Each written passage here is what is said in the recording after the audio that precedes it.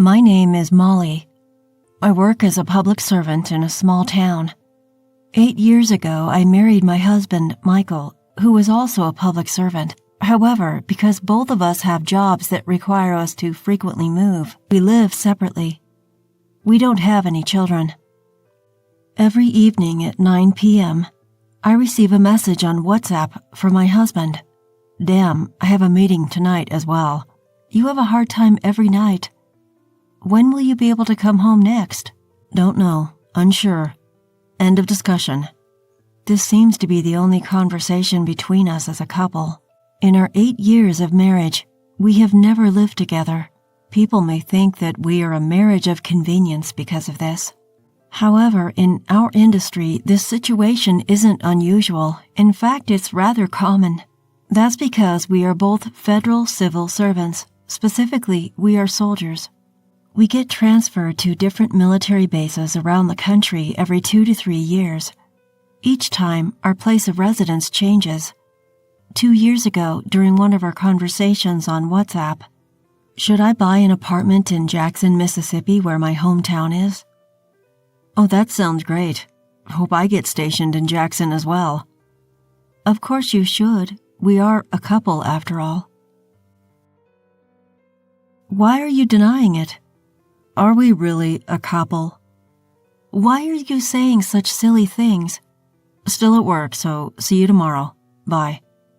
Our WhatsApp conversations were always short. 2 years ago, I bought an apartment in Jackson where my parents live. I plan to live there even after I retire. Of course, if Michael gets stationed in Jackson, we plan to live together.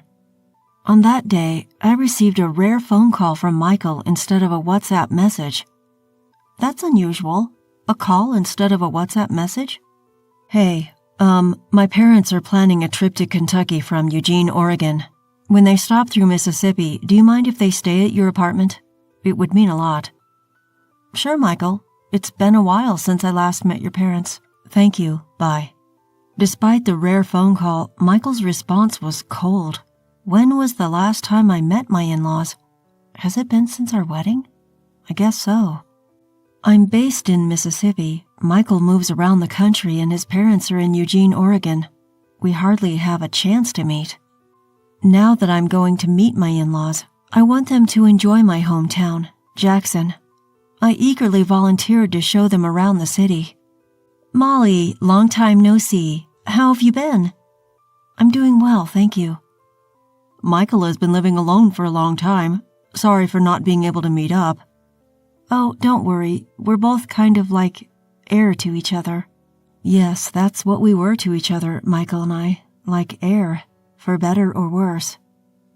Since you're here in Mississippi, let's tour the Windsor ruins today, I said and drove my in-laws to the Windsor ruins. These ruins are impressive. They are as grand as the Shelton McMurphy Johnson house in Eugene. My father-in-law was comparing and expressing admiration for the Windsor ruins and the Shelton McMurphy Johnson house in their hometown, Eugene. In fact, there was some damage during an earthquake 6 years ago. Parts that couldn't be repaired were demolished. That's a shame. Next, let's go to the petrified forest. Thus, I spent the whole day taking my in-laws around the attractions of Mississippi. My mother-in-law was quite taken with the city and even started talking about living here. I've fallen in love with Mississippi, thank you, Molly. Would it be all right if I stayed here for a while? Of course. I'm usually not home during the day, so I'll give you a spare key. So I handed over a spare key to my mother-in-law. I thought they would leave in 4 or 5 days at most. But a week had passed and my in-laws showed no signs of leaving. Finally, I decided to make a proposal to my in-laws. Well, if you like it that much, I can lease it to you for $600 a month. I can just stay at my folks' house in the city in the meantime. Upon hearing that, my father-in-law suddenly flared up in anger. What on earth are you thinking? Asking family for money to lease. You should let us use it for free. Oh dear, calm down, honey. Thanks to my mother-in-law stepping in, the situation was somehow calmed down, but I didn't feel great about it. How about this then? You can just cover the cost of utilities you use, electricity, water, and gas. Then one day in the second week, I was at work when suddenly my cell phone rang. What could this be about? At this time? Hello? This is Brian, the Front Hills property manager. We got a call from the folks downstairs saying there's a water leak from your apartment and it's causing a stain on their ceiling. Can you come over right away? We can't go in without your permission. Even though I was told to come right away, I couldn't just slip out on my own while I was at work. Eventually, I took advantage of my lunch break to return to the apartment. Upon entering the room with the property manager, "Oh, Molly, what brings you here at this time? What about work?" "Ma'am, the folks downstairs are saying there might be a water leak from our place." "A water leak? Well, I have no idea what you're talking about."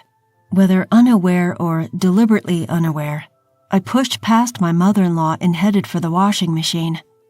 The hose was disconnected and the washer was spinning and draining for the umpteenth time. This is the problem.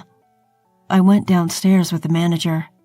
We were allowed to go up to the room and check the ceiling, and sure enough, there was a stain spreading across the ceiling where the washing machine was placed. I let out an involuntary sigh. My mother-in-law followed and peered into the room before going back with a guilty look on her face. In the end, I had to go apologize to the people downstairs with a box of cookies and also got billed by the property management for repairs. When I reported this to my mother-in-law, she lashed out at me. "So you're telling us to pack up and leave, is that it? We're not going anywhere that easily. Should we just up and go? Huh." The complaints didn't just stop at the water leak. The property management again called with another issue from the residents. "This is Brian, the Front Hills property manager. What could it be this time?" I instantly braced myself. The complaint this time was about my father-in-law singing loudly on the balcony every night, causing a noise disturbance. Ugh, seriously? I desperately suppressed the urge to lash out at my surroundings, but I won't let it slide this time. When I went to the apartment again, my in-laws, who should have been there, were gone. I found a note on the table. "We appreciate your hospitality. We are heading back to Seattle." What, that's it? I found myself shouting out loud. Turns out they had left without paying a single penny for the electricity, water, or gas they had used. What was left was a large amount of garbage inside the house. At least take out your trash, jeez. Anyway, with my in-laws gone, I moved back into the apartment from my parents' house. One day, my husband unexpectedly called me. "My dad and mom love your apartment, so I'm giving the apartment you bought as a gift to them, understand? If you go against this, we're getting a divorce." Behind him, I could hear my mother-in-law's laughter. After leaving my apartment, my in-laws had moved into their son's government quarters, my husband's place. Then, instead of confronting me directly, they manipulated my husband into demanding that I surrender the apartment. How did it come to this? Now I'm being forced to make a choice. Should I give up the apartment I finally got my hands on, or should I get a divorce? It's a binary choice. I thought hard, groaning. All right, I made up my mind. 2 days later, my husband didn't text me through our usual WhatsApp, but instead called. "You'll pay for this." The very day he forced me to choose between handing over the apartment or a divorce, I sent him the divorce papers by express mail. He was angry about my action, which was completely unexpected. Not even a week passed, and I was summoned by my boss at work. "A moment, Molly?" Unbelievably, it was a transfer order for me to head to Dallas. My ex-husband, who manages personnel, had pulled some strings behind the scenes to harass me since I adamantly refused to let go of my apartment. Damn it, I won't forget this. But what about my apartment? Should I give in and rent it to my ex's parents? Right, this is exactly the time. I paid a visit to the legal affairs person at my workplace. "You have no relation whatsoever with your ex-husband now, so naturally you're unrelated to his parents too. I think you should rent this out as a landlord." That's what I thought. I immediately called my in-laws, who had gone back to Portland, and told them that I was ready to rent my apartment out when I'm transferred. To my surprise, they readily agreed. Well, it wasn't harassment, they just really liked my apartment. On this occasion, I proposed a condition of $700 per month, including the utility bills and repair costs from their last stay, which they accepted without a fuss. While working in Dallas, I was also studying for the internal selection examination. Only a select few could reach the top level among senior military officers. The biggest hurdle to reach that top level was an examination to enter a course called the Command Staff Course, which trains unit commanders. Those who pass the examination and complete over a year of training are assigned to units all around the country as unit commanders. It wasn't so much about wanting to be important or wanting to be in charge of others. I was full of the desire to get a higher rank and position than my ex-husband and to show him up. And believe it or not, I overcame this super tough hurdle and was given permission to enter the Command Staff Course in one shot. Watch this, Michael. The real revenge starts now. Those who study in the Command Staff Course are admitted to the Military Officer School. The Military Officer School is in New York, where my ex-husband resides. My ex-husband, who is in charge of personnel, must surely know that I passed the examination, but I purposefully didn't contact him, nor did he reach out to me. So after 16 months, I became a commander of a unit that is responsible for education and training of soldiers in Nebraska. Around the same time, my ex-husband was also assigned to Nebraska, where he was assigned to the Regional Cooperation Headquarters, which is a liaison between the military and local people. Thanks to the internal selection exam, my rank is now higher than my ex-husband's. That day was a training for senior officers who had newly arrived in Nebraska. Hey, why are you wearing a rank insignia that's higher than mine? As soon as my ex-husband spotted me and approached, the first thing he did was yell at me. Even the higher-ups around us were taken back, wondering what on earth was happening. I brushed it off lightly. In my heart, I thought, I'm not with a low-conscious person like you anymore. It was a fantastic, sunny Sunday. This day was the annual base open day, a rare opportunity for ordinary citizens to interact with servicemen. From children to adults, everyone cheered as they saw the tanks displayed within the base grounds. They were overwhelmed by the simulation of combat training, where soldiers descended from a helicopter that landed on the rooftop helipad, swiftly landing on the ground and readying their guns in a Spider-Man-like maneuver. Some people took photos with the soldiers in camouflage, and others were delighted to have commemorative and bear-related merchandise in their hands.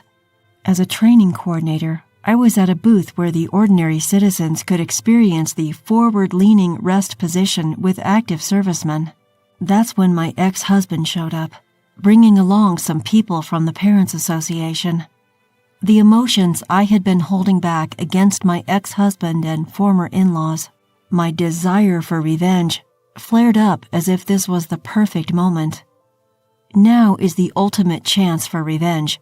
I can't miss this chance. How about it, mister, over there? Mom and Dad, would you like to join us too?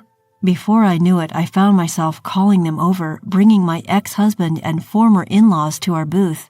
Reluctantly, I forcefully fitted my ex-husband with an iron helmet and lined him up with the other servicemen. All right, in the military, we give everyone a number and then call out that number. We don't have time to call everyone by name. I'm going to start calling out the numbers. When I say start numbering, the person on the right will say 1, then the next person will say 2, 3, 4, and so on. That's how I got my ex-husband to line up at the far right, in the number 1 position. The others were half servicemen and half ordinary citizens. Numbering, start. 1. Number 1, you're slow. When I say start numbering, you respond immediately. Yes. At that moment, my ex-husband, who was standing straight and at attention, made me want to burst out laughing. This is amusing. Now, we're going to practice the forward-leaning rest position. After that, the instructor, a serviceman, gave a brief lecture on the procedure of the forward-leaning rest position, and after the participants repeated it several times and learned the moves to a certain extent, I took over. From now on, we're going to conduct combat training. Soldiers, be careful about where your muzzle is pointing. For the civilians who don't have guns, please pretend. Saying so, I gave an order to the 9 participants. Target the tree ahead. Forward. We're still a good distance away from the enemy. Everyone maintain a low profile and advance by running, using the target tree as cover. Then keep your guns pointed in the direction of the enemy and let a part of the team move forward in a bounding overwatch. Number 1, bounding overwatch, move forward. I have decided to push my ex-husband to the limit with orders. What are you doing, Number 1? You're too slow. Move forward, Number 1. Number 1. Yelling like that, my husband reluctantly pushes forward. Number 1, you're standing too tall. You're going to get shot. Do you want to die, Number 1? And so my ex-husband, an active duty soldier, crawls around the ground with his rifle. Number 1 has arrived. Under the blazing sun, my ex-husband manages to utter these words, barely. Number 1, your voice is too quiet. Do it again. Suddenly, a burst of laughter erupts from the crowd. The spectators who are unaware of our relationship seem to find it amusing to see a female commander treating a male soldier like a pawn.